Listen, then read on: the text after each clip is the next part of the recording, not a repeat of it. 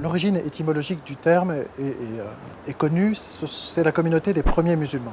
Et l'idée du salafisme, pourquoi c'est porteur d'une légitimité, c'est l'idée qu'on est meilleur musulman si on copie le comportement, de façon vraiment aussi fidèle que possible, de Mohammed et de ses compagnons. La conséquence de cette définition, c'est que cette période va devenir une source de normes, une source de modèles à adopter. Pour être un vrai musulman, il faut prier comme priaient les premiers musulmans, s'habiller comme s'habillaient les premiers musulmans. Et donc, en quelque sorte, toute cette période, elle est incarnée par des milliers de hadiths, de récits prêtés au prophète ou prêtés à ses compagnons, ou prêtés à ceux qui vont suivre les compagnons, et qui vont avoir une dimension normative qui est en quelque sorte réinjectée par les prédicateurs salafistes dans la vie moderne. On a un paradoxe français. C'est-à-dire que le Conseil d'État et un certain nombre d'intellectuels, y compris de collègues universitaires, se veulent les défenseurs de la démocratie libérale, du droit et notamment de la liberté de s'habiller comme on veut. Et donc de porter ce burkini sur les plages de France. Et au fond, la démocratie libérale produit à ce moment-là des comportements communautaires ou des comportements, on peut dire, annexés à une forme d'islamisme culturel.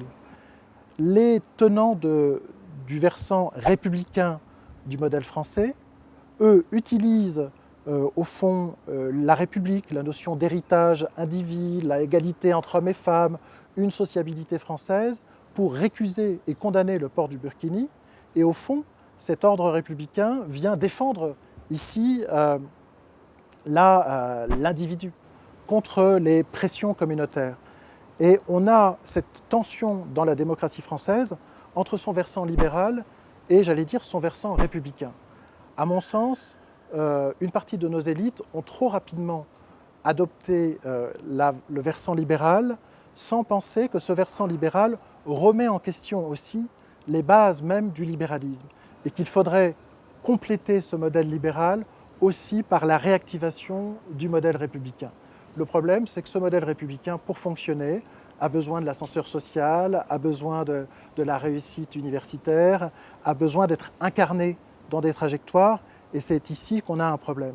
Mais je pense que l'un des enjeux à travers le burkini, qui ne met pas en cause, selon moi, le salafisme ici, mais plutôt des stratégies associatives de gens proches des frères musulmans, c'est au fond les élites que la France a réussi à produire, malgré tout, auprès de ces jeunes d'origine maghrébine, devenus français, et pour certains ayant très bien réussi, c'est eux qui vont être l'exemple à suivre en quelque sorte.